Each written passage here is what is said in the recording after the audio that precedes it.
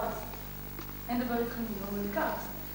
מה זה כאוס בעצם? כאוס זה תופעה של המסת גיר בתוך, המסת מים, מה התחלת? תמחות. תן! אוקיי, מחוק. לא, תמחות, אתה לא מחוק. לא, אני לא חוזר לך, אני מחזיק צלם. שנייה.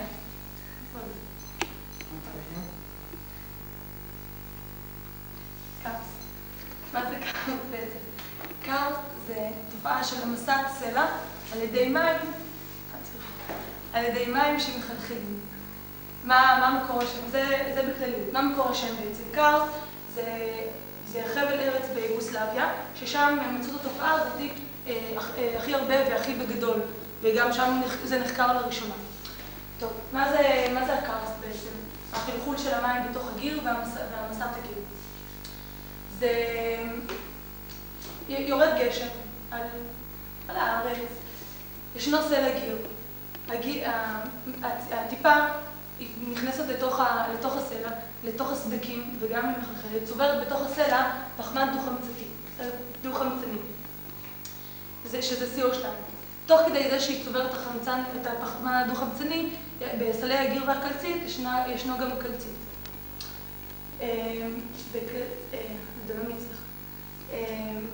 היא אוספת גם את הקלצית יחד איתה. והמים פלוס הפחמן הדו-חמצני והקלצית הזה, זה ביחד הופך לחומצה. עכשיו, הטיפה שמחלחלת לה היא בעצם חומצה. חומצה שמחלחלת בתוך הגיר, זה נהיה... היא פשוט מפרקת את הגיר. היא פשוט מפרקת את הגיר ויוצרת חללים. עכשיו, יש לזה כמה תופעות.